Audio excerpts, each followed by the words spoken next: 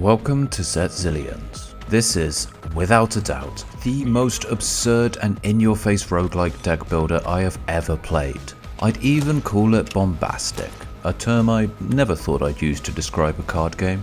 It uses vibrant and violent visuals to set the stage in a world that'll feel familiar to 40k and Helldivers fans. Humanity is trying to secure its place in the galaxy, and how? By indiscriminately murdering every living and non-living thing it can, of course.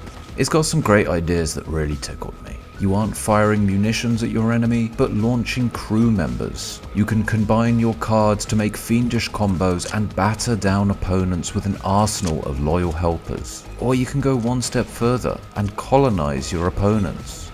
Yeah, it's just as bizarre as it sounds, but it works. With your trusty entourage of larger-than-life and slightly manic confidants, you'll chart your way through space murdering bugs, aliens, stars, planets, all the while running away from the spooky hand of death. Sound appealing? Let's dive in fully and see what's up with Zet Zillions. The game is the creation of Brazilian dev Outer Emon Studios, makers of Stride. Just like their first game, Zet Zillions is an onslaught of visual substance. I'll get more into the art and world a bit later, but first it's mechanics time. The genre staples are all in play here. Cards use energy, attack, defense, intense, various keywords that enable a wide range of playstyles. There are a few key details that do set this apart from the pack though. The first is, and I never thought I'd say this sentence in my life, but this card game has a very heavy focus on colonizing.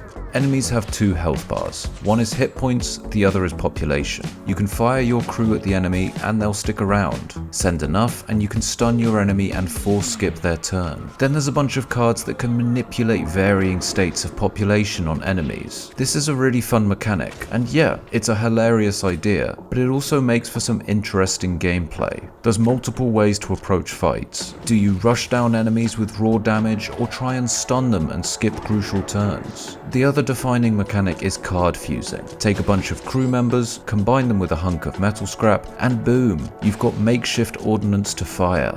This does open a lot of possibilities, as well as just provide some character. Feed nuclear matter into a lump of metal and you've got a WMD. Give it to a crew member on the other hand, and you just get a corpse. Little touches of humor like this work well.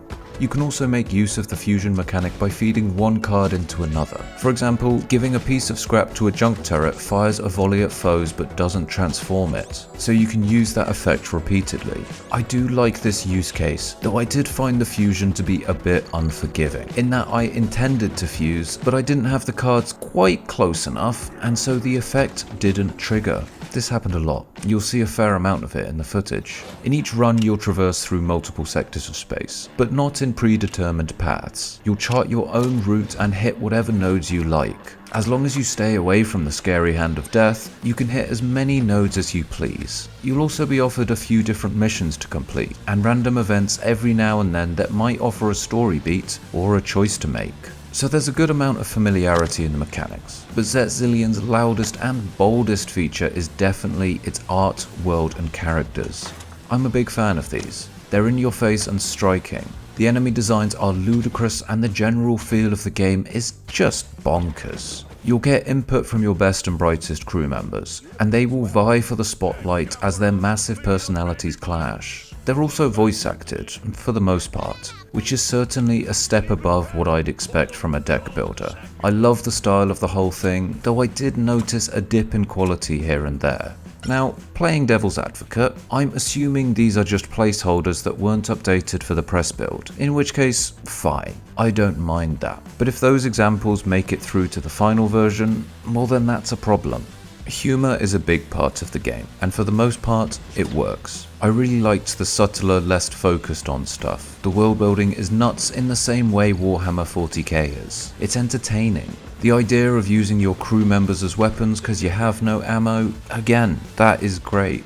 The more I played though, the more I got hit with humour that just felt forced. Whether that's a story beat descending into toilet humour that doesn't land, or overplaying certain jokes that just weren't that great to begin with. The novelty of my robot companion telling me he needed to pee wore off the second or third time, but he kept saying it every few rounds of combat, in every fight. I gotta pee! And I did have a few other little issues and problems like that, stuff that took me out of the flow.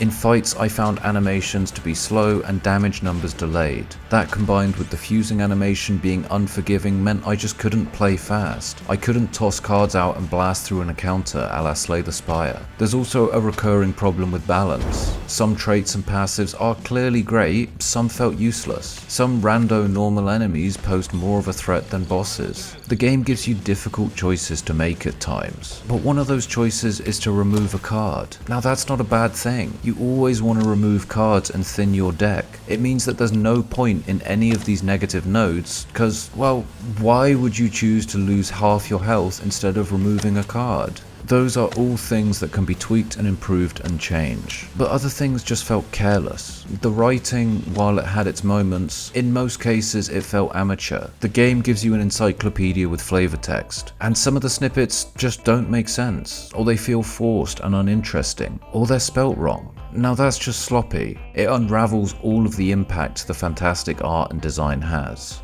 My biggest complaint, however, put a huge damper on my enjoyment. So the game has meta progression, right? You earn XP after each run. You gain unlocks depending on how well you do. But as far as I could tell, I wasn't unlocking anything. I wasn't getting new ways to play or new mechanics introduced or new things to pull me back in. Now there's the argument of do better and the unlocks come quicker. But I was beating several bosses each run before getting stopped in my tracks because the tools I had just weren't good enough. I played for about 8 hours, and I still didn't unlock the second deck. Every run was fundamentally the same, using the same mechanics, keywords, and approach. It lost what is so important to these types of games. That feeling when you finish, that little voice that says, go on, have another go. You don't know what's going to happen in the next one. Yes, you can make choices in Zet Zillions that alter the way you play slightly, but there's nothing bonkers. There's no fireworks.